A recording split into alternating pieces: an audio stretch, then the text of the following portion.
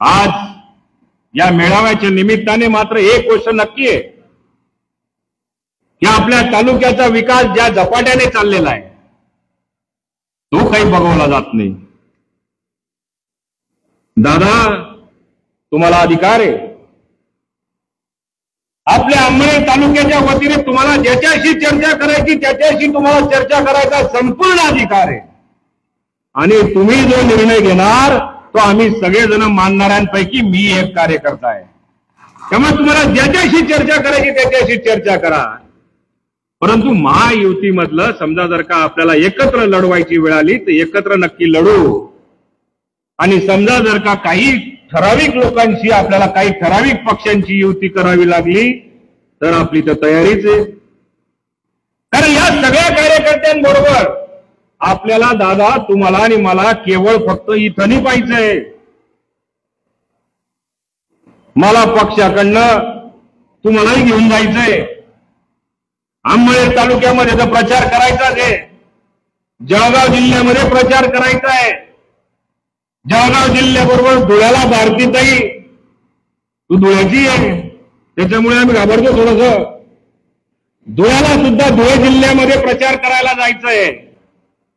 आणि काही लोकांचा पाटा पाडण्याकरता मला नंदुरबारला सुद्धा त्या ठिकाणी प्रचाराला जायचं आहे।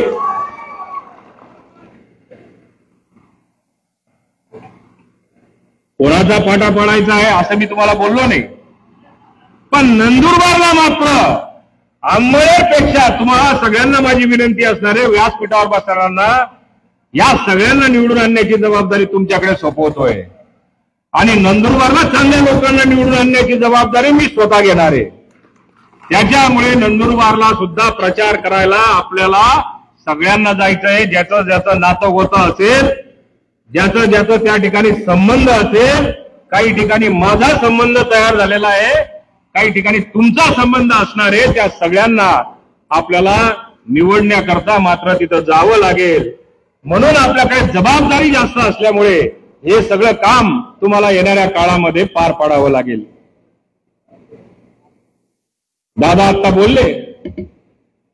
चाफलण्याकरता इकडे तिकडे चाललं जायचं, मी जसा निवडून गेलो पहिली गोष्ट भाजप सोडायला तयार नव्हतो मी, मला भाजप सोडण्याकरता साहेबराव दादा मला अजितदादाकडे घेऊन गेले, मी 4-5 महिने रेडी घातली, पण पुढला महिनामा पण साहेबराव दादा म्हणजे एकदम चलाक माणूस आहे,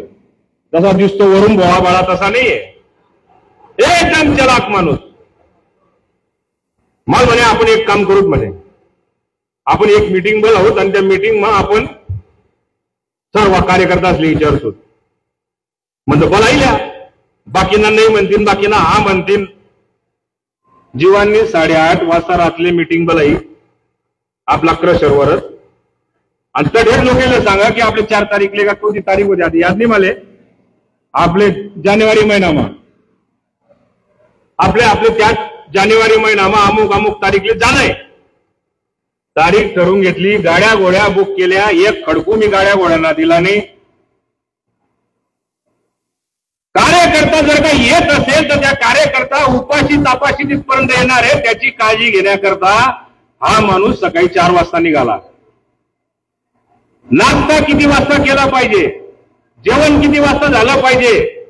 मुंबईला किती वाजता पोहोचलं पाहिजे, मुंबईहून परत येताना तो जेवला कुठे पाहिजे, असा कार्यकर्त्याचा काळजी घेत घेत घेत सगळा पैसा साहेबराव दादांनी कुठून आणला होता मला माहिती नाही, पण खिशातून तो सगळा पैसा खर्च केला। आता त्यांनी काहीतरी पुढे आणल्या होत्या, मला असं वाटलं ते सिंदूरमध्ये सोन्याच्या चिपा असतील, म्हटलं पहिले आणली, मला असं वाटलं तर निवडणूक आहे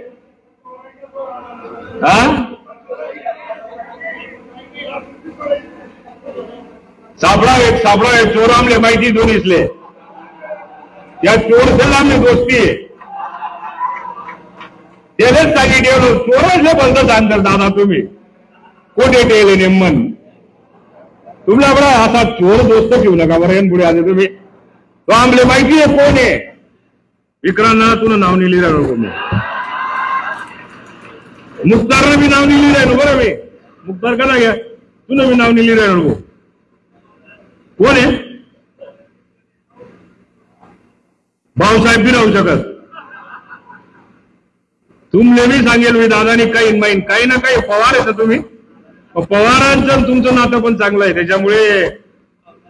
हा मग तुमले माहिती होईल याच तशी दोस्ती कमी करा तुम्ही पहिले